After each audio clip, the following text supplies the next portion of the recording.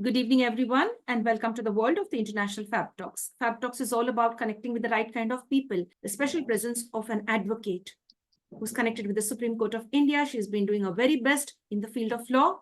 Let's get to know more about her journey and what she's going to teach us today about her profession and enlighten everyone about how the law works in India. Dear friends, join us now to welcome our celebrity and guest. She's none other than Manpreet Kaur, joining us all the way from New Delhi, India.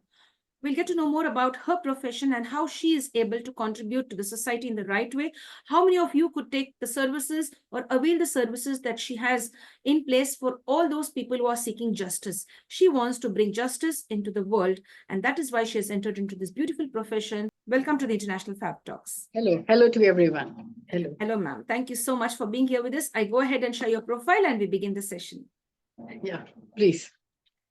Thank you, dear. Thank you so much. Dear friends, I'd like to share the profiles of our celebrities and guests on every session. And today I take pride in sharing the profile of our celebrity and guest who has agreed to share time with us and help us to understand how the law works in India. She's none other than Manpreet Kaur. She's an advocate connected to the Supreme Court of India. She's also the Assistant Counsel with regard to the International Criminal Court, The Hague, which is located in Netherlands. Now, presently, she's joining us from New Delhi. I add more to ma'am's profile, and she has handled several types of cases, a variety of cases. She has added all the different skills, and in different capacities, she's been able to contribute to all these cases, and she has won several cases and have made her clients happy for connecting with her and wanting justice.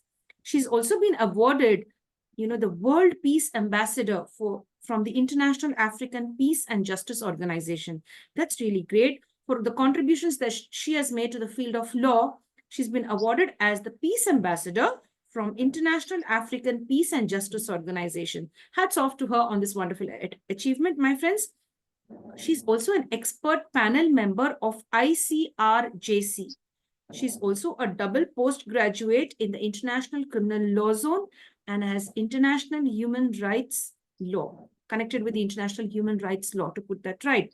She has also done many pro bono cases for public welfare and justice. We'll get to know what are these pro bono cases for public welfare and justice. She has supported the people around the world who are seeking justice. That's really nice. So here is a person wanting to bring justice for all of us. Let's get to know about her journey. She's not been into this field just of recent, like 1 or 2 years. She's having over a decade of experience in the field of law as a lawyer. Let's get to know more about it in this beautiful journey called as the International Fab Talks, connecting with different professionals, bringing them here just because of one reason, to inspire the younger generation and one and all. Thank you, ma'am, for being here with us. I've shared something from my end. हम अपना काम कर चुके हैं, आपके बारे में थोड़ा शेयर कर चुके हैं कि मनप्रीत कौर कौन है, लेकिन हमारे जो व्यूअर्स हैं जानना चाहेंगे आप कौन है, आप अपने जबान से आप अपने आप को कैसे वर्णन कर पाएंगे? Who is the real Manpreet Kaur? Over to you, dear. Thank you, Andrea. जैसा कि एंड्रिया ने मेरे बारे में बहुत थैंक यू। सबसे पहले तो इतनी बढ़िया इंट्रोडक्शन देने के लिए थैंक यू वेरी मच। और जैसे कि इन्होंने मेरे बारे में बताया है, मैं सुप्रीम कोर्ट में प्रैक्टिस करते हूँ और मुझे 10 साल से, मैं 2013 से मैं एक्टिव प्रैक्टिस में हूँ सुप्रीम कोर्ट में। और मैंने अपनी जो प्रैक्टिस का करियर जो मैंने शुरू करा था, my home town is Amritsar. मैं पंजाब से बिलोंग करते हूँ। I am coming from a very humble family, but मैंने क्योंकि मेरी family, I am the first generation lawyer in my family, तो मैंने जो है प्रैक्टिस करने के लिए, हालांकि मैंने जब लॉ में एडमिशन लिया था तो तब सब मुझे कहने लगे यू हैव टू बी जज, तुम्हें जज बनना चाहिए, बिकॉज ये एक जनरल एक माना जाता है सोसाइटी में कि भाई आप जज हैं तो ज्यादा आपकी वो चीज है। बट मेरे मन में था नहीं, मुझे डाइस के उधर नहीं, मुझे इस तरफ खड़े होके ही मुझे आवाज जो है निकालनी है। तो इसीलिए मैंने उन लोगों के लिए और जस्टिस के लिए ही आवाज उठाने के लिए मैंने जो है इस प्रोफेशन को चूज करा था। अल्दो मेरी जो ग्रेजुएशन और जो मेरी 11th और जो 12th है वो मैंने साइंस बैकग्राउंड में करी थी। मैं फिजिक्स और मैथमेटिक्स मैंने बहुत ही मेरे टिप्स पे था, और मैंने बीएससी जो है मैंने नॉन मेडिकल में करी। बट मैंने जब देखा कि सिचुएशन जो चीजें हैं, आप बहुत सारी जो चीजें जो आप सिर्फ लॉ करके ही आप जो है एक्सेस कर पा सकते हैं, तो मैंने फिर अपने लीगल प्रोफेशन को चूज करा था। तो when I just completed my law, जब मैंने अपनी लॉ कंप्लीट करी, तो उसके बाद फिर मेरे को यही था कि I am the only one अपनी क्लास में से एक गर्ल थी जो प्रैक्टिस में आई। तो मैंने फिर मैंने चंडीगढ़ हाई कोर्ट में, Punjab and Haryana high court में, चंडीगढ़ में मैंने अपनी प्रैक्टिस शुरू करी वहां से। तो वहां से फिर मेरी जो है जर्नी स्टार्ट हो गई।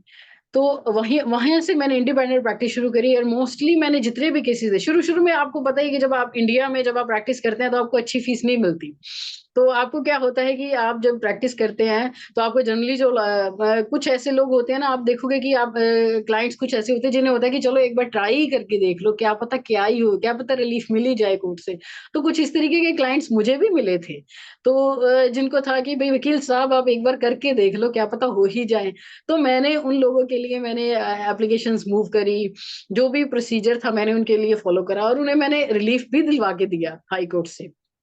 तो चंडीगढ़ हाई कोर्ट में इस तरीके से फिर मैंने बहुत सारी, पंजाब में जैसे ट्रायल कोर्ट्स, और दिल्ली में जो ट्रायल कोर्ट्स हैं, दिल्ली हाई कोर्ट में, इलाहाबाद हाई कोर्ट में, पटना हाई कोर्ट, और Bombay high court, Gujarat high court, supreme court. तो मैंने अलग अलग कोर्ट्स में मैंने जो है अपने आप को एक्सप्लोर करा, बिकॉज आपके अंदर, मेरा यही मानना है कि जब आपके अंदर कुछ जानने की, कुछ सीखने की इच्छा रहेगी, देन ओनली जो है नेचर आपके लिए जो है रास्ते बनाती है।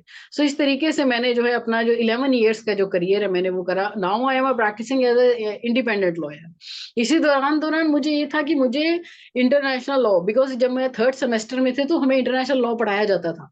तो उस वक्त मुझे ये था कि इंटरनेशनल कोर्ट्स करती क्या है, इंटरनेशनल लॉ कैसे होता है, क्योंकि उस वक्त जब मैं लॉ करते थे उस वक्त इंडिया और पाकिस्तान के बड़े डिस्प्यूट रहते थे। तो हमारे जनरली जब भी कहीं पर भी आप ये एक चीज देखेंगे कि जब कहीं भी बात होती है पाकिस्तान की आ जाती है, तो उसी वक्त इंडिया वाले ऐसे हो जाते हैं कि भाई इंडिया और पाकिस्तान, तो इस तरीके की बातें हो जाती थी। तो ये सारी बातें उस वक्त तो हमें नहीं पता था कि इंटरनेशनल लॉ किस तरीके से काम करता है। But once I completed my law, तो देन मेरे मन में यही रहा कि मुझे इंटरनेशनल लॉ सीखने के लिए इंटरनेशनल क्रिमिनल कोर्ट या इंटरनेशनल कोर्ट ऑफ जस्टिस में प्रैक्टिस करना है। तो मैंने उसके लिए बहुत अपने आप को पहले तो मैंने चेक करा कि उसके लिए रिक्वायरमेंट क्राइटेरिया होता क्या है। देन मैंने उस सब चीज के लिए मैंने जो डीप रिसर्च और लीगल रिसर्च, कुछ ना कुछ फ्रीलांसिंग वर्क मैंने करते रहना होता था। तो उन सारी चीजों को मैंने धीरे धीरे करते करते नेचर ने मेरे लिए रास्ते बनाए। देन मैंने अप्लाई करा इसमें, फिर इंटरनेशनल क्रिमिनल कोर्ट में असिस्टेंट काउंसिल के लिए। उसमें आपको जो है 5 ईयर का जो है आपका मस्ट होता है आपका एक्सपीरियंस। उसमें एक चीज जो मेरे साथ, जो सबसे बढ़िया जो मेरे साथ घटित हुई, वो ये हुई कि मुझे ईश्वर की तरफ से केसेस भी इंटरनेशनल, जिसमें इंटरनेशनल लॉ इन्वॉल्व था, मुझे उस तरीके के मिले जिसमें इंटरनेशनल लॉ जो है वो इन्वॉल्व होता है। तो वो सब चीजों ने मुझे जो है, मुझे काफी सारा एक्सप्लोर मिला। तो मैंने इंटरनेशनल करियर इस तरीके से फिर मैंने अपना शुरू करा। दैट टाइम जब मुझे इंटरनेशनल क्रिमिनल कोर्ट में असिस्टेंट काउंसिल का जो मुझे लाइसेंस मिला, that time I was the first Indian counsel. मैं पहले ऐसा यंगेस्ट कौंसल था जो जिसने इंडिया की प्रैक्टिस के बेसिस पर ही अपने आप को असिस्टेंट कौंसल बनाया। तो ये मैं उस वक्त पहला असिस्टेंट कौंसल था। अब right now I mean it's more than 6 years हो गए हैं, तो मुझे लगता है कि और भी बन गए होंगे, बट ज्यादा मुझे भी पता नहीं है। सो इस तरीके से मेरा जो है करियर की शुरुआत हुई थी। वेरी वेरी इंप्रेसिव मैम, बहुत बहुत इंप्रेसिव है। मुझे ये पूछना है, आप फर्स्ट जनरेशन लॉयर आपने बताया अपने परिवार में, तो आपको परिवार से किस तरह का सपोर्ट मिला था? वो आपको, उन लोग आपको नहीं नहीं नहीं जाना है इसमें, ये थोड़ा सा टफ प्रोफेशन है लड़कियों के लिए, तो आप किस तरह का सिचुएशन फेस करे थे घर में? मेरे घर में देखिए, हम लोग 4 सिबलिंग्स हैं, और मेरे parents, because I am coming from humble family, तो मेरा ब्रदर, मेरी एल्डर से, I am the youngest one, मैं अपने परिवार में सबसे छोटे हूँ। जी। तो वो मेरे घर में जितने भी हैं, वो सब पढ़ाई लिखाई में इतने तेज हैं, सब बहुत ही इंटेलिजेंट थे, मतलब क्लास में टॉप करने वाले। I was the average student अपनी क्लास में। तो वो सारे तो बहुत ही इंटेलिजेंट, तो वो सब already, my sister is professor, मेरी एक सिस्टर गवर्नमेंट टीचर है, माई ब्रदर इज लॉयर। तो बट वो जो उनको उनको था कि भाई तू जज बन जा, और मेरे पेरेंट्स को ये था कि मतलब कुछ नहीं तो कुछ तो कर, बिकॉज मैं, उन्हें लगता था कि ये पता नहीं इसको ऐसे ही इसने रहना होता है मस्त से होके, इसको कुछ भी नहीं पता, पहले साइंस रख के फिर लॉ में आ गई है, अब इसको कुछ पता ही नहीं है कि इसको जिंदगी में करना क्या है। तो उन्हें ये भी था कि मैं यूपीएससी क्लियर करूं, कि आईएएस ऑफिसर बनूं। तो इस तरीके से मुझे थोड़ा सा वो रहता था। बट फिर उन्होंने कहा कि भाई तुम्हें प्रैक्टिस करनी है, तो बिकॉज अगर मेरे ब्रदर, एल्डर ब्रदर वो प्रैक्टिस करे तो तुम उनके साथ क्यों नहीं करते प्रैक्टिस। तो मुझे था नहीं, मुझे डिस्ट्रिक्ट कोर्ट में प्रैक्टिस नहीं करनी, मुझे करनी है, मुझे जो भी बनना है, मुझे सेल्फ मेड बनना है। तो मैंने मैंने जब मैंने स्टेप आउट करा अपने घर से, तो मैंने चंडीगढ़ में, मैंने पहले छोटे से, मतलब जैसे जनरली क्या होता है कि आपको पता है कि फ्रेशर्स कैसे रहते हैं, एक छोटा सा पीजी में ले लिया या ऐसे रहने के लिए वो जाते हैं। तो मैंने वहीं से शुरू करा था। बट मेरे को मेरे मदर और मेरे फादर की बहुत सपोर्ट थी। फाइनेंशियली उन्होंने उस तरीके की नहीं करी, बट उनकी जो मुझे मॉरल सपोर्ट और मोटिवेशनल सपोर्ट जो थी वो बहुत थी। क्योंकि इस चीज के लिए, क्योंकि मेरे मदर को यही था कि आपको जो है हार्ड वर्क जो है उसको जो है आपको मेन रखना है, और आपके जो है डेडिकेशन जो है ना आपके काम के लिए, वो बहुत मस्ट है। आपको कुछ भी चीज आप लाइफ में गेन कर सकते हो if you are dedicated. Main चीज जो है, आपको डेडिकेशन बहुत जरूरी है। आप उस तरीके की अगर मैनिफेस्टेशन करते हो, आपको नेचर जो है आपको उसी तरीके के लिए रास्ते जो है आपके लिए बना देती है। तो ये चीज मैंने भी इसी चीज को ही अपने, आज भी मैं इसी चीज को ही मानती हूँ कि अगर आप सोचते हैं कि आपने ये चीज करनी है, तो आपने उस चीज को, अगर आप दिन रात सोते जागते आते जाते अगर आप उसी चीज का जिक्र करते हो, देन आप बनेंगे। क्योंकि मुझे याद है, मुझे इंटरनेशनल कोर्ट के लिए, मैंने आज भी, मैं थर्ड सेमेस्टर में थे जब इंटरनेशनल लॉ पढ़ाया गया था, तो तब भी वही यही बात करी गई थी। तो मैंने कहा था कि मैम, मैंने अपने प्रोफेसर से पूछा कि मैम इंटरनेशनल लॉ की प्रैक्टिस में करना क्या होता है। तो मुझे उस वक्त से ही होता था कि इंटरनेशनल लॉ में करते क्या है, कैसे करते हैं। तो इन सारी चीजों के लिए फिर मुझे नेचर ने ऑटोमेटिकली मेरे लिए उसी तरीके से रास्ते जो है मेड आउट करे। ऑल्दो जर्नी इतनी इजी नहीं थी, the way I am telling, ये इतनी इजी नहीं होती। यू हैव टू फेस, क्योंकि वहां पर इंटरनेशनल कोर्ट्स में अकेला सिर्फ इंडियंस नहीं होते, ओनली एशियंस नहीं होते, वहां पर ब्रिटिशर्स, फ्रेंच लॉयर्स, यूरोपियंस, इतने सारे हैं। आपको उन सारों के साथ आपको compete करना पड़ता है।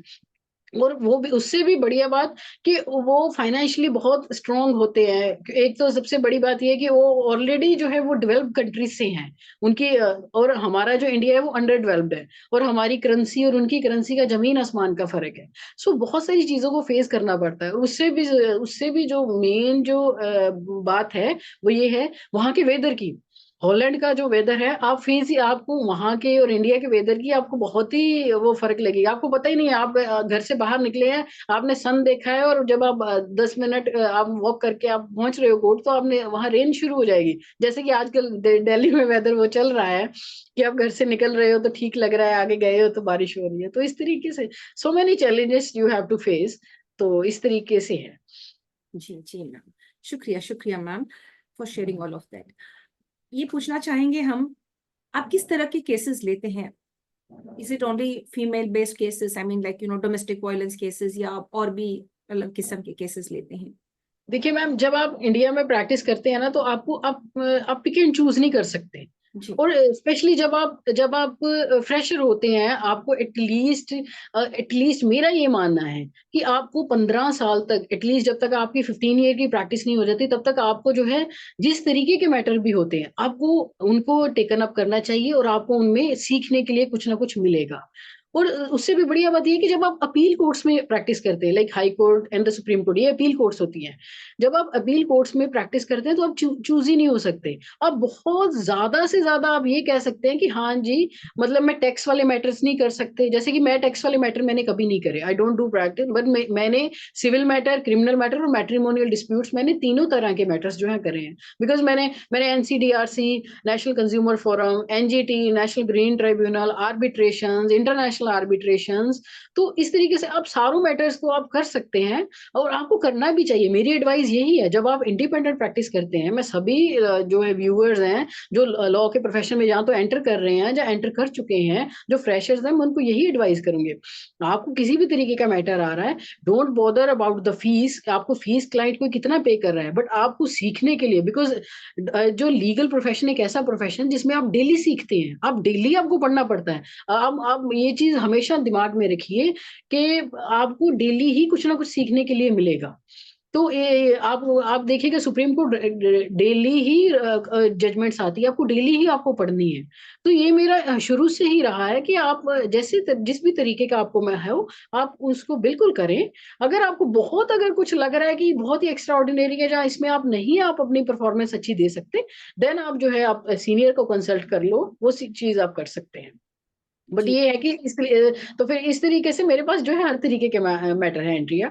मैं हर तरीके के मैटर करें, बस मैं टैक्स के मैटर्स में डील नहीं करते। क्रिमिनल मैटर मैंने जो है क्रिमिनल मैटर मेरे पास बहुत हैं, मैट्रिमोनियल डिस्प्यूट्स मैंने बहुत करे हैं, म्यूचुअल और ये आर्बिट्रेशन और ग्रीन ट्राइब्यूनल्स के जो एनवायरनमेंट के रिलेटेड मैटर होते हैं, वो बहुत सारे मैटर्स हैं। तो इस तरीके से मैंने हर तरीके के मैटर्स को मैंने करके वो करा हुआ है यस, ये चीज। एक्सीलेंट मैम, एक्सीलेंट, बहुत बढ़िया मैम।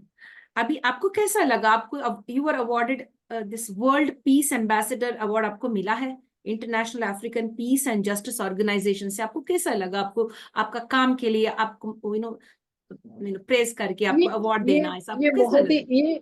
ये बहुत ही मतलब मेरे लिए रिमार्केबल, मेरी एक जैसे कह लीजिए अचीवमेंट है, जो मैं आज भी जब मैं सोचती हूँ तो आई फील वेरी, मैं अंदर ही अंदर खुश हो जाती हूँ और स्माइल करती हूँ। बिकॉज मैं जिस सोसाइटी से, मैं मतलब जिस कम्युनिटी से जहाँ जहाँ से मैं आए हूँ, जिस एरिया से, जहाँ पर लोगों को लड़कियां वहां पर सिर्फ उनके लिए होता है कि अगर वहां पर ग्रेजुएशन भी उन्होंने कर ली ना, तो उसके बाद होता है कि भाई ग्रेजुएशन के बाद इनकी शादी कर दो, मतलब उनके लिए शादी जो है वो मेन रखा जाता है। तो ये सब चीजें जब मैं इसमें जब मैंने ये धीरे धीरे जो मैं चीजें जब मैंने अचीव करी हैं, तो उसके बाद फिर मेरे लिए ये एक अपने आप में ही बाकी तो मुझे दुनिया का तो चलिए क्या ही कह सकते हैं, अप्रिशिएट करे या ना करे, बट मुझे खुद में ही एक अपने आप में बड़ी एक पॉजिटिविटी आती है ये सब चीजें देख के कि I have achieved what ever I have done. इसमें हमारा होता क्या था, इसमें हमें जैसे अफ्रीकन कंट्रीज आप देखेंगे वहां पर बहुत ज्यादा ह्यूमन राइट्स वायलेशन है। ये वर्ल्ड के सबसे ज्यादा अगर आप वायलेशन देखेंगे तो वो अफ्रीकन कंट्रीज में होता है। वहां पर आप देखिए लोगों को एक वक्त की रोटी नहीं मिलती, उन्हें एक टाइम की एक ब्रेड भी नसीब नहीं होती, आप ये चीज वहां देखेंगे तो वहाँ के लोगों के लिए हमें राइट अप्स करते थे हम लोग, हम लिखते थे उनके लिए, उनकी आवाज बनते थे हम। तो अगर जैसे कुछ भी होता था वहाँ की जितनी भी कंट्रीज है अफ्रीकन कंट्रीज के लिए, बहुत ही जो पुअर कंट्रीज है उनके लिए हम राइट अप्स करके हम पूरे वर्ल्ड में हम सर्कुलेट करवाते थे कि भाई आप इन लोगों की तरफ ध्यान दीजिए, इन लोगों को कुछ नहीं तो एटलीस्ट वन टाइम मील इन्हें जो है प्रोवाइड हो जाए। तो हम ये सारी चीजें हम करते थे, हमारी पूरी एक टीम थी। तो उस वक्त हमारी पूरी टीम को इसमें से हम जो लोग थे 10 to 11 लोग थे हम लोग, वो सारे हम जो थे, हमें वर्ल्ड पीस एम्बेसडर के लिए हमें फिर इसके लिए अवार्ड दिया गया था। तो इसमें हमारा ये पर्पस था कि आप लोग कैसे पीसफुल होके रह सकते हो जब आपको पता चलता है कि वर्ल्ड का एक ऐसा कोना है वहां पर इतने छोटे छोटे बच्चे हैं जिनको एक वक्त की ब्रेड नहीं मिल रही, आप ऐसे पीसफुली होके आप इतने आरामदारी से कैसे रह सकते हो। अगर हम अपने देश में ही देखें, आप देखें कहीं कई ऐसे सारे विलेजेस हैं, कई ऐसे सारी कम्युनिटीज हैं जहाँ आज भी उन लोगों को 2 वक्त की रोटी नहीं प्रॉपरली मिल रही। तो इन सारी चीजों के लिए जो है हम कहीं ना कहीं कुछ ना कुछ हम ये सारे यंग कॉन्सल्स थे, अलग अलग कंट्रीज से थे, कुछ फ्रेंच लॉयर्स थे, कुछ यूरोपियंस थे, तो हम सारे मिलके हमने ये हमने एक तरीके का प्रयास शुरू करा हुआ था। तो इसमें हमें जो अवार्ड हमें मिला था। जी जी, तो यही चीज। Congratulations, congratulations, that's thank you, thank you. बहुत अच्छा। और भी ज्यादा मिलना है आपको अवार्ड्स और रिवॉर्ड्स, क्योंकि आप जो थैंक काम यू, कर रहे हैं बहुत अच्छी काम कर रहे हैं, that's really great. Thank you, हम थैंक ये यू। अब भी जानना चाहेंगे मैम, प्रो बोनो केसेस क्या होता है, वो पब्लिक हम्म। सेक्टर के साथ जुड़ा हुआ है और उसके बारे में बता सकते हैं हमें? जी जी, प्रो बोनो केसेस में क्या होता है एंड्रिया, उसमें क्या होता है कि जैसे कुछ ऐसे क्लाइंट्स होते हैं जो इंडिजेंट होते हैं। इंडिजेंट मतलब उनके पास इतनी अपना लॉयर अपना काउंसिल करने के लिए उनके पास पैसे नहीं होते। तो वो क्या करते हैं कि वो जनरली, हालांकि हमारे हमारे इधर फ्री लीगल एड की एक प्रोविजन है, हमारे पास है, फ्री लीगल एड है। वो हमारे इंडिया में एक लॉ जो है, अगर आप पैसे नहीं है आपके पास तो आप जो फ्री लीगल एड में चले जाओ, आपका केस हो जाएगा। But it takes time. Free legal aid में क्या होता है कि उसमें भी बहुत सारे वहां पर लीगल काउंसिल्स होते हैं जो आपके केसेस को करते हैं। तो लोग ऐसा नहीं है कि वो केसेस वहां पर होते नहीं, करते हैं process, but it takes some time, slow process है। तो उसमें क्या है कि प्रो बोनो केसेस में हम जब जैसे हमें लगता है कि ये बहुत ही कोई जेन्युइन केस है, तो हम उसके लिए जो हम उसमें हमें कोई हमें फाइनेंशियल बेनिफिट के लिए हम उसका काम नहीं करते, हमें सिर्फ मतलब होता है कि इसको जो है हमारे मेरी और मेरे ऑफिस की टीम उसमें सिर्फ यही होता है कि इसका जो है इस इंसान को जस्टिस होना चाहिए, इसके साथ गलत हो गया। सिंपली जस्ट एक वो बताऊंगे ब्रीफली कि उसमें पूरी बिल्डिंग जो थी वो बिल्डर ने जो बनाई थी वो बहुत कच्चा मटेरियल यूज करके उन्होंने बनाई थी, तो पूरी बिल्डिंग उस लड़की के ऊपर गिर गई। वो लड़की आज भी ना तो वो बोल सकती है, ना वो अच्छे से चल ही सकती है। तो she was in so I mean very vulnerable situation में थी, चली गई वो लड़की। तो हमने उसके लिए हमने हाई कोर्ट में गए, सुप्रीम कोर्ट तक हमने उसका केस लड़ा कि इसको कंपनसेशन दी जाए, और उसने कंपनसेशन उसे मिली। तो इस तरीके से इस तरीके के हम केसेस हैंडल करते हैं जिसमें हमें लगता है कि ये बेचारी के साथ गलत हुआ, और वो इस तरीके वो भाई बहन थे, वो दोनों कुछ कर भी नहीं सकते थे। तो उस तरीके से हम उन केसेस को हम हैंडल करते हैं। अभी जैसे कोविड का चल रहा था, कोविड में सुप्रीम कोर्ट ने स्यू मोटो एक्शन लिया। स्यू मोटो एक्शन लिया तो हमने इसमें अपने एक हमारे ऑफिस में से एक आईएल मूव करी गई थी, जिसमें जो था कि जब आप कोविड में ये लगा रहे हैं, जो वैक्सीनेशंस कर रहे हैं, वो इतनी हाई रेट लगा लगा के आप कैसे वैक्सीनेशंस कर रहे हैं। तो that was considered by the the bench, supreme court में उस वक्त जब मैटर चल रहा था, तो बेंच ने वो कंसीडर करा था हमारी आईए को, जो हमने इंटरवेंशन एप्लीकेशन लगाई थी।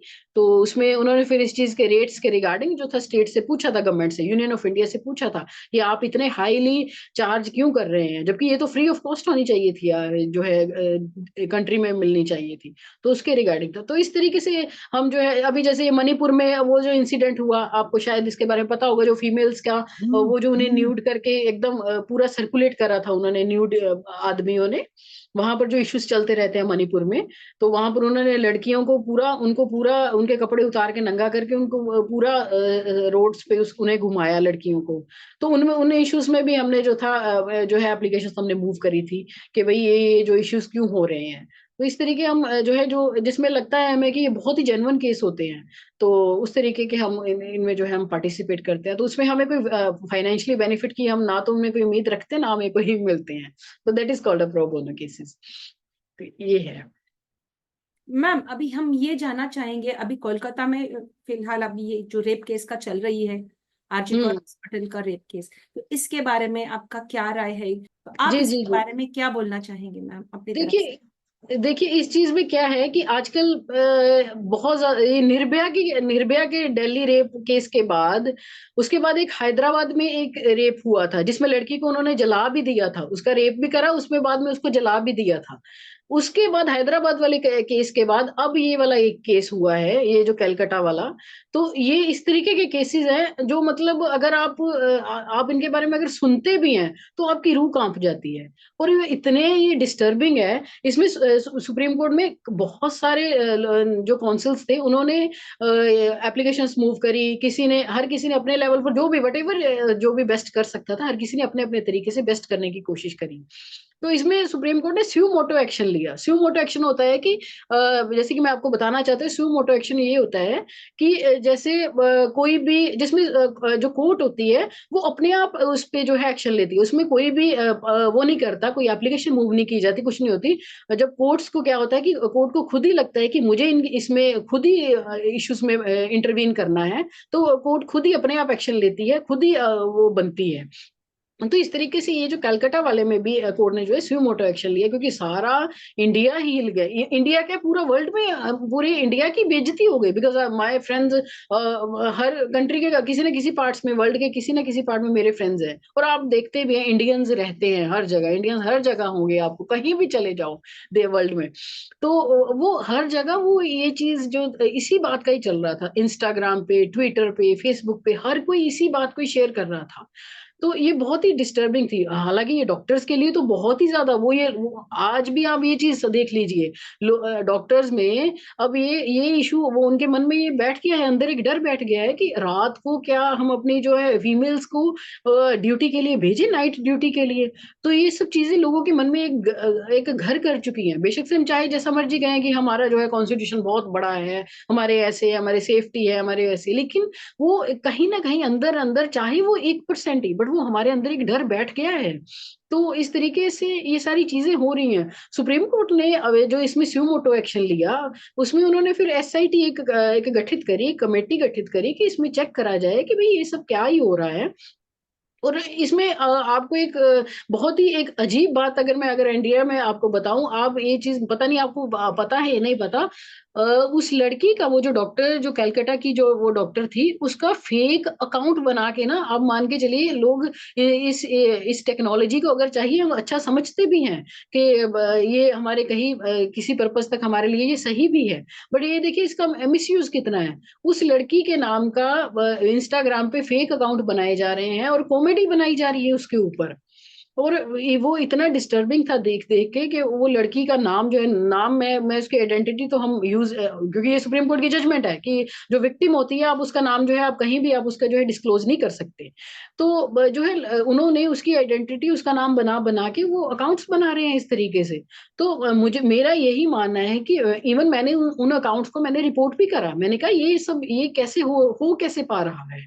तो इस तरीके से इंस्टाग्राम को मैंने रिपोर्ट करा, मैंने कहा कि आप ये सारी चीजें आपको बंद करनी चाहिए कि ये लोग उसका, और ये एक आधा अकाउंट नहीं था, कम से कम 25-30 अकाउंट उसकी फोटो लगा लगा के अकाउंट बनाए जा रहे हैं, कॉमेडी बनाई जा रही है उसकी। तो ये इस तरीके से ये जो हुआ है, ये बहुत गलत हुआ है उसके साथ उसके। और मुझे लगता है कि जो भी आप इस तरीके से करना चाहते हैं, और मैंने जैसे देखिए मैंने क्या करा, हालांकि मेरा इसमें मैंने छोटा सा ही एक स्टेप लिया, मैंने देखा इंस्टाग्राम पे बना है, मैंने उसको ट्विटर पे शेयर करा, मैंने उसे इंस्टाग्राम पे शेयर करा, मैंने रिपोर्ट करा कि ये इस तरीके से हो रहा है। बट आप जो भी, किसी को भी अगर लगता है कि भाई ये जो टेक्नोलॉजी जो है ये मिसयूज की जा रही है, तो मेरा यही मानना है कि सारे लोगों को भी करना चाहिए। अगर आपको लगता है, आप उसको इग्नोर ना करा करें, आप उसी वक्त उसके खिलाफ एक्शन ले कि आप कल को ये चीज आपके घर के किसी मेंबर के साथ हो सकती है। तो इन सारी चीजों के रिगार्डिंग मुझे लगता है कि हम सब लोगों को एकदम से एक तो अलर्ट रहना चाहिए और सुचेत भी रहना चाहिए, और हमें प्रॉम्प्टली एक्शन भी लेना चाहिए इन सारी बातों के लिए। तो ये जो उसके साथ हुआ है, वो हुआ बहुत गलत है। और ऑब्वियसली सुप्रीम कोर्ट अब जैसे हमारे honourable CJI chief justice of India DY Chandrachud ji ने इमीडिएट एक्शन लिया है, तो आई एम श्योर इसमें जो है उसको जो है जस्टिस जो है लड़की को मिलेगा मिलेगा। तो हालांकि पहले ये बात होती थी, justice delay justice deny, but जब से सुप्रीम कोर्ट में अब ये सारी चीजें काफी, अब इन हद तक ये सारी जो क्यूटेशंस बनी हुई हैं, ये अब काफी हद तक जो है कम हो गई हैं। जस्टिस इतनी देर तक लंबा जो है वेट नहीं करना पड़ता। तो वो सारी चीजें हैं, तो आई एम श्योर उसके लिए जो है प्रॉम्प्ट जो है एक्शन, और उन्हें पनिशमेंट जो है, सीवियर पनिशमेंट जो है देनी भी चाहिए। बिकॉज ये अच्छी बात नहीं है, क्योंकि लोगों के अंदर एक डर बैठ गया है। तो मैं इसके खिलाफ, हालांकि मैं as a being a defence counsel, because मैं जनरली तो मैं जो है डिफेंड करते हैं एक्यूज्ड को, बट इस तरीके के केसेस को देख के मैं अपने प्रोफेशनलिज्म को एक तरफ रख देती हूँ। फिर मेरे अंदर सिर्फ एक यही होती है कि इंसानियत है। आप इन सारी चीजों को मद्देनजर ना रखें कि भाई नहीं नहीं वकालत है तो उसको डिफेंड करना है, उनको डिफेंड करना है, नहीं। रेपिस्ट है तो रेपिस्ट को सजा मिलनी चाहिए, ये चीज है। तो मेरा तो यही मानना है, बिल्कुल जो उन्हें जो है सीवियर पनिशमेंट बनती है। आप देखिए अरब कंट्रीज में चले जाइए, इस्लामिक कंट्रीज में चले जाइए, वहां की पनिशमेंट आप सुनेंगे आपको हैरानी हो जाएगी। और हमारे देश में तो मैक्सिमम पनिशमेंट ही देखिए 14 ईयर्स तक है। ठीक है, 14 ईयर्स है तो मैक्सिमम या लाइफ इंप्रिजनमेंट होती है। आप मान के चलिए यूएस में चले जाइए, यूके यूएस की पनिशमेंट आप देखिए, 300 साल तक पनिशमेंट होती है। उतना तो एज भी नहीं होती अक्यूज्ड की, लेकिन वो इतनी पनिशमेंट देते हैं। 300 साल पनिशमेंट है, 250 साल पनिशमेंट है, 400 साल पनिशमेंट है। तो वो इस तरीके की होती है पनिशमेंट, वहां की पनिशमेंट बहुत सीवियर है अगर वहां पर होते। तो मुझे लगता है हमारे इंडिया में भी इस तरीके से बहुत जो है इनके खिलाफ जो है स्ट्रिक्ट वो करना चाहिए। बट साइमल्टेनियसली इसी के लिए मैं एक और चीज कहूंगी, क्योंकि ये बड़ा ट्रेंड हो गया है आजकल लड़कियां जो है। अब ये तो बहुत ही जेन्युइन केस है कलकत्ता वाला, क्योंकि इसमें तो हम सब इस चीज के लिए जो है हम सब विटनेस है, कि हम सब कहते हैं कि जिस तरीके से वो हुआ है उसके साथ। बट आप एक चीज देखिएगा एंड्रिया, कि इतना मोस्ट ऑफ द केसेस जो है लड़कियों ने एक जो है ना ये ट्रेंड बना लिया है, लड़कियां फेक केस डालने लग चुकी हैं। बहुत बहुत ही कॉमन प्रैक्टिस हो गई है ये चीज। अगर क्योंकि मैंने अपने करियर में इतने सारे केसेस जो कई हैंडल करे हैं जिसमें फॉल्सली उन्होंने एलिगेशंस लगाई है लड़कों के ऊपर कि इसने मेरा रेप करा, और पहले खुद ही वो करते हैं। तो इस तरीके से ये बहुत सारी चीजें हैं, मतलब ये चलती रहती हैं। तो साइम लड़कियां एक जगह अगर कहा जाए कि ये हो रहा है, तो लड़कियों भी कई जगह पर जो है कहीं कहीं पार्ट पे लड़कियों का भी बहुत गलती है, ये चीज मैंने देखी है। लेकिन वो इसका मिसयूज बहुत कर रही है, ये बात तो है।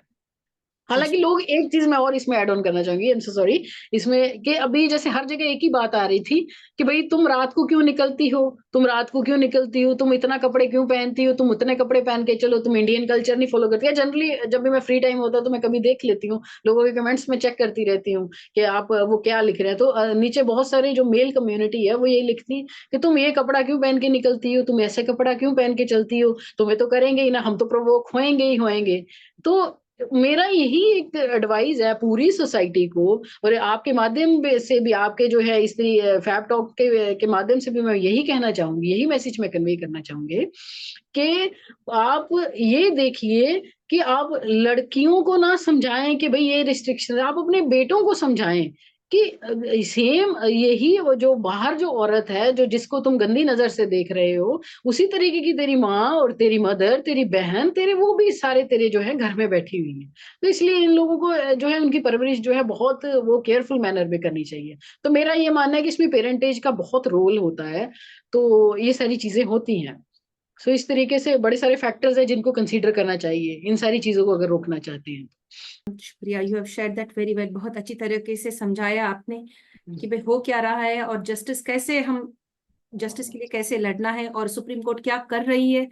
That's hmm. Very nice, thank you very much. और लड़कियां भी थोड़े कभी कभी फॉल्स केसेस भी डालते हैं, वो भी हम जानते हैं, बहुत थोड़े बहुत केसेस में। हाँ, तो मैं वो आप अवॉइड अभी करना अभी है। अगर आपने बात करी थी तो चलिए मैं एक अपना एक्सपीरियंस ही शेयर कर देती हूँ। जी। मैं मेरे एक फ्रेंड उसका केस था, उसको इंस्टाग्राम पे ऐसे लड़की वड़की मिली, तो बात बात हो गई, 2 दिन उनका बात हुई। तो तीसरे चौथे दिन उसने कहा कि चलो मिलते हैं। तो ठीक है, जनरली भाई दिल्ली का कल्चर है, वो मिलने मिलने के लिए उसने बोला उसे कि, तो वो मिलने के लिए उसे चला भी गया। तो उन्होंने अपना डिनर वगैरह पार्टी वगैरह करी, बाद में चले गए होंगे, चलिए उनका जो भी था वो मूवमेंट्स हो गई।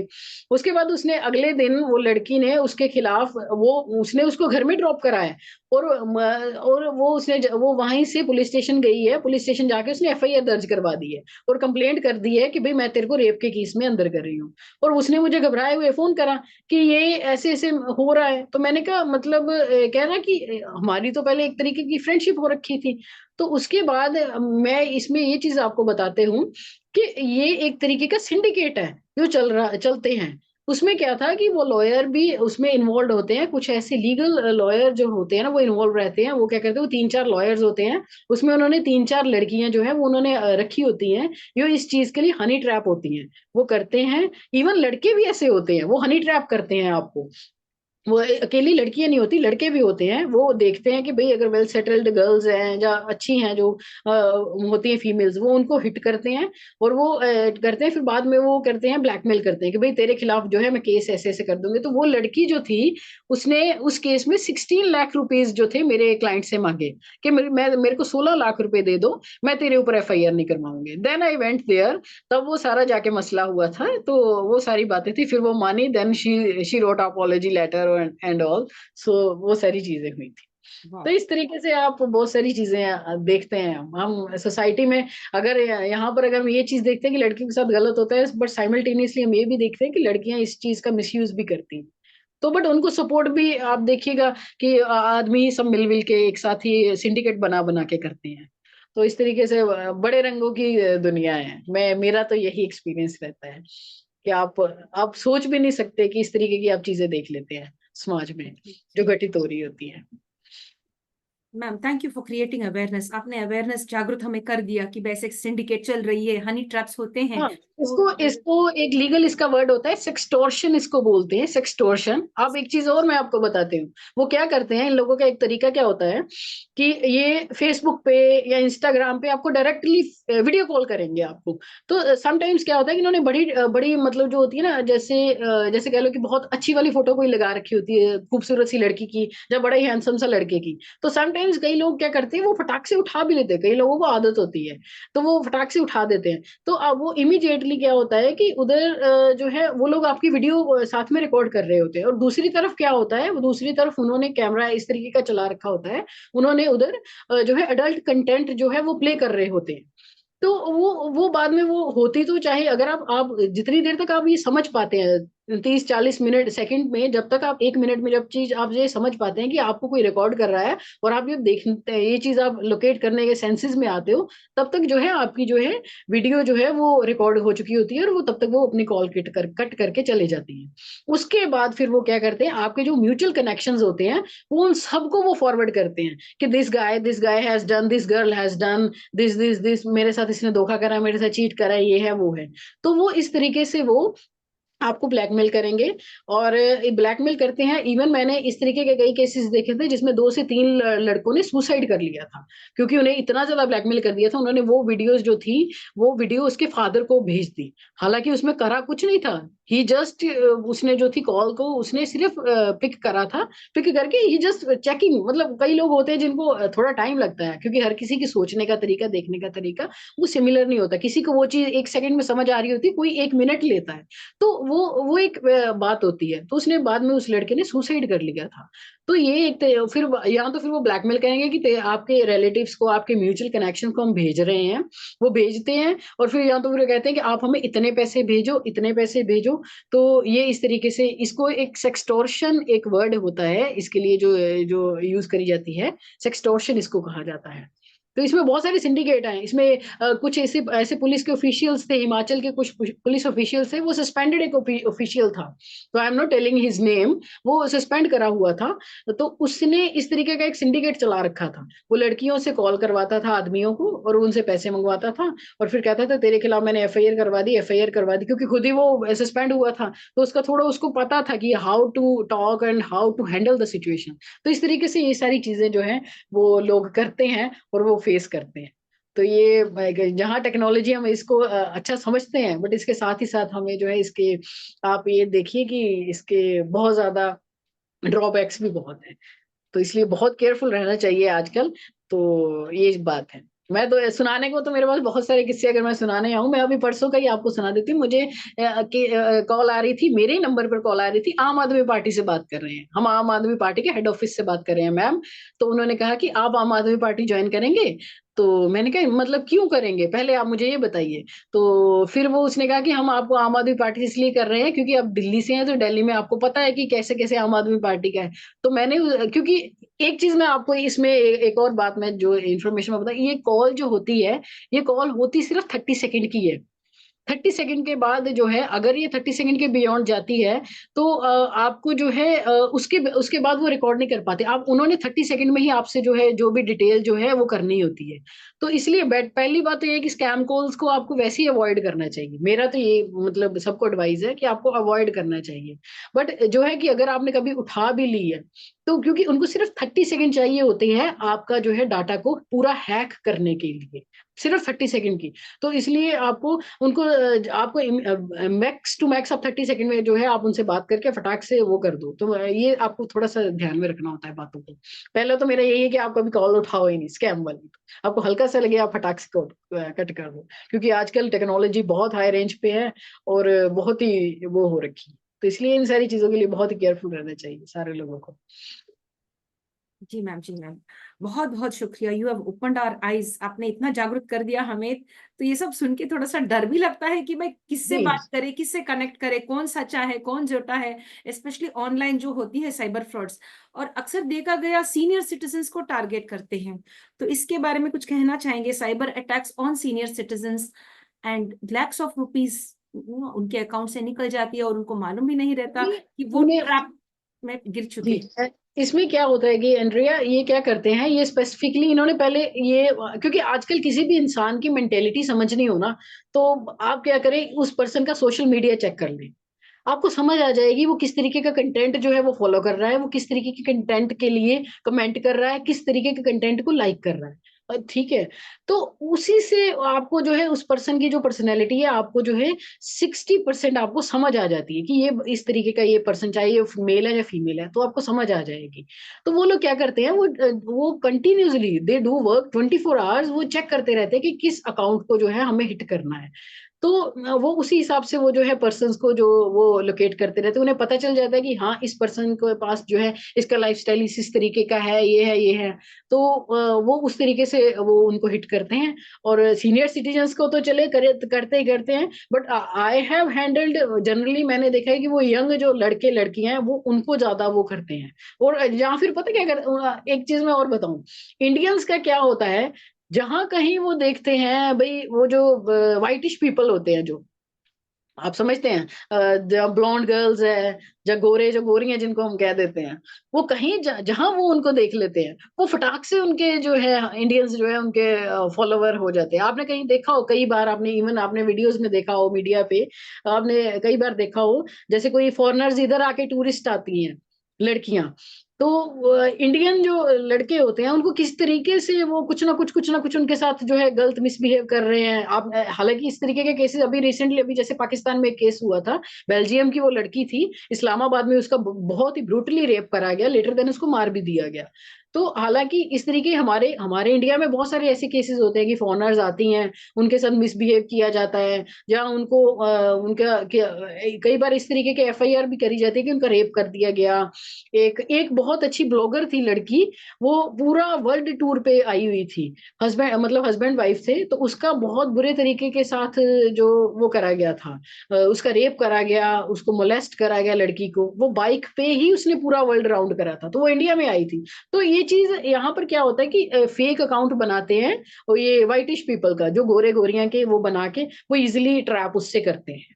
ये एक बहुत ही कॉमन है, आप देखेंगे इंस्टाग्राम पे और फेसबुक पे और ट्विटर पे, तीन जो अगर ये जो सोशल मीडिया जो बहुत ही हाईली यूजर है हम लोग इंडिया में, तो यहाँ पर बहुत सारे जो अकाउंट्स हैं वो सिर्फ आप देखेंगे व्हाइटिश पीपल के बनाए होते हैं, कहते हैं जी मैं यूएस से हूँ, मैं यूके से हूँ, होते नहीं है, बट वो जो है वो उन्होंने उनकी फोटोज को प्रोफाइल्स को यूज कर रहे होते हैं, तो फिर उसके बाद जो है वो आपको ट्रैप करते हैं। तो ये एक बहुत वो है इस तरीके से। जी मैम। इस तरीके से बहुत सारी चीजें हैं। एक बात है, बाद में 3 लाइन का आप ज्यादा नहीं लंबा करूंगी, क्योंकि इस तरीके से मैं तो सुनाते ही रहूंगे इंसिडेंट, क्योंकि आई हैव क्योंकि मैंने हैंडल करे हुए हैं। अभी जैसे हमारे इधर क्या होता था, एक मैं ये व्हाइटिश पीपल का ही एक केस में सुना देते हो। इसमें क्या हुआ था, एक मेरे पास केस आया था, उसमें वो लड़की को यूके से वो था, वो लड़का था, मतलब उसने कहा कि मैं यूके से हूँ और I am sending you lot of nice nice gift वगैरह मैं तुमको भेज रहा हूँ, और बहुत ही एक्सपेंसिव गिफ्ट भेज रहा हूँ। ठीक है, तो उसने उसे कहा कि अब मैंने तुम्हें गिफ्ट भेजे हुए हैं तुम्हारे एड्रेस पे, बट वो ना कस्टम पे रुके हुए हैं, आईजीआई एयरपोर्ट पे। वो कहता कि आईजीआई एयरपोर्ट पे रुके हुए हैं, लेकिन तुम्हें 75,000 तुम्हें पे करने पड़ेंगे। तो तुम ऐसा करो, तुम 75,000 तुम वहां पे ना इस अकाउंट में डाल दो, वो कस्टम क्लियर कर देंगे और तुम ले जाओ। और मुझे मुझे उस लड़की ने कहा कि मैम ऐसे ऐसे मेरे पास ना मेरा बॉयफ्रेंड है, उसने मुझे ऐसे ऐसे भेजा है। तो मैंने कहा पहली बात तो ये कि जो गिफ्ट भेजता है उसमें पैसे देने की जरूरत नहीं होती, और तुम्हें कस्टम क्लियरेंस के लिए तुम्हें ये सब चीज नहीं करने की जरूरत। अगर वो भेजा उसे बोलो कि तुम ही कर दो। लेटर देन वो चीज, इसका मैं आपको रिजल्ट पे आती हूँ सीधा। उसमें क्या हुआ, उस वक्त अभी भी कुछ नाइजीरियंस हैं जो यूपी में कुछ लड़के हैं उनके साथ मिलके जो है वो एक सिंडिकेट चलाते हैं इधर आईजीआई एयरपोर्ट के, मतलब तो वो क्या करते हैं, वो इस तरीके से फेक अकाउंट बनाते हैं, वो कहते हैं कि हम आपको बहुत ही एक्सपेंसिव एक्सपेंसिव गिफ्ट भेज रहे हैं। पहले वो पूरा जो होता है ना लबी डबी वाली बातें करते हैं 10-15 दिन, उसके बाद कहेंगे कि मैंने गिफ्ट भेजा है because I am following for you फ्ला। ठीक है, तो उसके बाद वो आपको कहते हैं कि मैंने गिफ्ट भेजे हैं तुम्हारे लिए, वो गिफ्ट भेजते हैं, फिर वो पैसे कहते हैं कि इतने पैसे भेज दो, 75,000 भेज दो। I have seen many person जिन्होंने पैसे भेजे हैं, कि कईयों ने 1.5 लाख 1.20 20 लाख, मैंने कईयों लोगों को देखा है भेजते हुए। The moment you send the money, आप जब एक उसी वक्त जब आप ट्रांसफर करते हो, with in the 1 minute, 1 minute में मुझे लगता है मैं ज्यादा बता रही हूँ, फिर भी मैं कहती हूँ 1 मिनट में वो अकाउंट, वो सोशल मीडिया, वो जहां कहाँ से भी आपको जो है वो कनेक्ट कर रहा होता है ना, सब कुछ डिलीट हो जाता है। आप जब 1 सेकंड की बात होती है कि आप उसे पैसे भेजते हो कि ठीक है, ओके, मैं पैसे भेज रही हूँ, मेरा कस्टम क्लियरेंस करवा दो, तो ये सब चीजें चलती हैं। तो लोग इस तरीके से ट्रैप करते हैं। तो ये सोशल मीडिया और ये जो टेक्नोलॉजी है, ये इस तरीके से मिस यूज की जा रही है। तो ये इस तरीके से सिंडिकेट चलते हैं। तो मुझे इसलिए नाइजीरियंस का मुझे इसलिए पता है, क्योंकि मेरे एक केस था, मेरा पर्सनली मैंने उसको हैंडल करा था उस केस में। तो उसमें जो था वो नाइजीरियंस इन्वॉल्व थे, उसमें यूपी के कुछ लड़के थे, वो जो ये सब कर रहे थे। तो इसलिए मुझे इस चीज का मैंने शेयर करना मुझे सही लगा। जी जी मैम, बहुत बहुत शुक्रिया Manreet ma'am for sharing all of that. बहुत अच्छा किया आपने ये सब शेयर किया, जागरूक किया हमें कि भाई कैसे सेफ रहना है और कौन कौन टारगेट होते हैं और टारगेट से कैसा बचना है। अगर कोई भी आपको टारगेट करे, ऑफलाइन या हम्म। ऑनलाइन, आपका मुंह हम्म। खोल के आप मदद मांगिए। मीट द लॉयर्स और meet the right kind of people. ऐसा हम्म। साइलेंटली नहीं सफर होना है, अपने आप एग्जैक्टली। अंदर ही अंदर सफर होना है या सुसाइड कमिट हम्म। करना है। अब बाहर आके सबको बता दे, या पुलिस के पास जाइए या लॉयर्स को अपॉइंट कीजिए, या बड़े लोगों जो आपके घर में उनसे बिल्कुल। शेयर कीजिए। डोंट शेयर सफर कीजिए। In silence, that's the thing that hmm. I'd like to बिल्कुल। से। क्योंकि अंदर ही अंदर आप ना, क्योंकि ये कोई गलत बात नहीं है। अगर अपनी जिंदगी में किसी को दोस्त बना लिया, या अगर आपने उसके साथ कोई बात आपकी इस तरीके की हो गई है, दैट्स अ ह्यूमन नेचर, और ईश्वर ने बनाया इसी चीज के लिए है। तो आपको इस चीज के लिए एम्बेरस फील करने की कोई जरूरत नहीं है। मैं आपके माध्यम से, फैब टॉक के माध्यम से, इंटरनेशनल फैब टॉक के माध्यम से यही कहना चाहूंगे कि आपको इन सारी चीजों के लिए एम्बेरस फील करने की जरूरत नहीं है। आप शेयर करें, अपने फ्रेंड्स को बताएं। आप अपने, नहीं तो जनरली आजकल तो लॉयर्स, हर किसी का कोई ना कोई लॉयर फ्रेंड होता है, तो आप उसको बताएं, पुलिस में इन्फॉर्म करें कि आपको इस तरीके से हरास किया जा रहा है। आप कोई भी गलत स्टेप ना लें, आप बिल्कुल बताएं, क्योंकि आजकल इतनी ज्यादा टेक्नोलॉजी वाइड हो चुकी है, इतनी ज्यादा वाइड हो चुकी है, तो आजकल उतनी ज्यादा एक्सप्लॉइट करने के लिए और हरास करने के लिए तरीके की भी उतने ही बढ़ चुके हैं। तो इन सारी चीजों को आप जो है, मैं यही कहना चाहूंगी कि आपको ध्यान में रखें। तो शेयर करें, एल्डर्स को बताएं, बताएं कि मेरे से ऐसा हो गया या इस तरीके का हो गया। पहली बात तो खुद ही अलर्ट रहें। जब तक अगर आपको लगता है कि कोई अकाउंट, नया नया सा अकाउंट है, तो आप उसको शेयर ही ना करें, उसके साथ कोई इस तरीके की अपनी पर्सनल इंफॉर्मेशन शेयर ही ना करें। अगर आप उसे हो भी जाती है, समटाइम्स आप नहीं समझ सकते, क्योंकि इंसान के मूड्स और जो है वो आप और भावना, वो कई बार आप नहीं अगर कर पाते, तो आप जो है उस चीज को बिल्कुल एक दूसरे के साथ शेयर करें, फ्रेंड्स के साथ शेयर कर लें, किसी क्लोज्ड वन को बता लें, बट कोई गलत स्टेप ना लें। ये चीज मैं कहना चाहूंगी। जी जी जी, बहुत बहुत शुक्रिया Manpreet ma'am. Very very nice, you have shared that very nicely. Thank you very much Manpreet ma'am.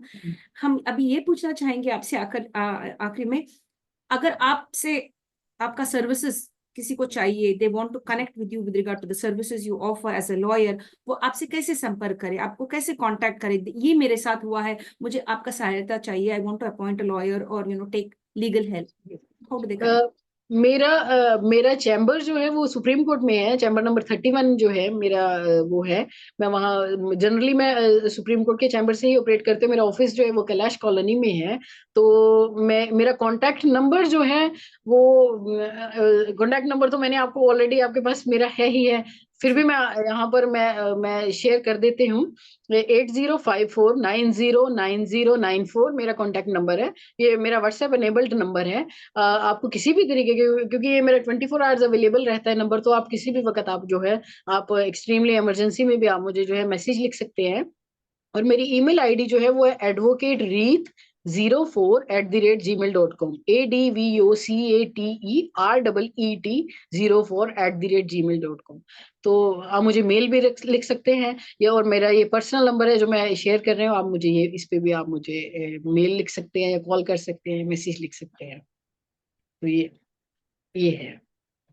बहुत बहुत शुक्रिया ma'am, thank you for sharing your details. My dear friends, if you'd love to connect with ma'am with any given legal hassles you're facing or any type of threat you're facing from personal or from unknown people, you could connect with our celebrity and guest. She is a lawyer connected with the Supreme Court. She's been doing her duty very well for the past 11 years, and she's very strong in whatever she is pursuing with regard to justice for the people. It could be male members or female members. She is there out to serve you in the right way. I would love you to open up and speak up for the right reasons. If you require her services, do connect with her on the information that she's been sharing.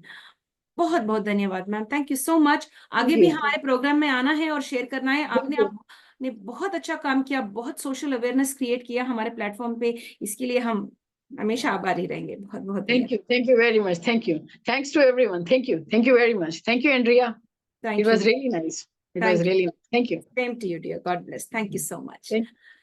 My dear friends, with this we come to an end to the International Fab Talks for today, my dear friends. If you like what the International Fab Talk team is doing, stay connected with us. And don't forget to share this video with the right kind of people. You never know who may be inspired by this. This video has a lot of information on how to stay safe online and offline. This we come to an end to the International Fab Talks for now. If you like what the International Fab Talk team is doing, stay connected with us. Like, comment, subscribe, and share to the International Fab Talks. Share this video with the right kind of people. And please stay safe online and offline as well. And do one favor to yourself. Speak against any form of abuse. No matter if the abuse takes place in the house, in your workspace, or on public platforms or public spaces, anywhere.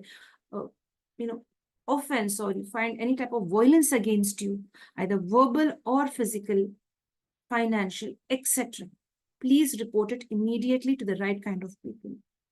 Stay safe and stay blessed. May God bless you. Stay safe. With this, we'd like to sign off now from the International Fab Talks.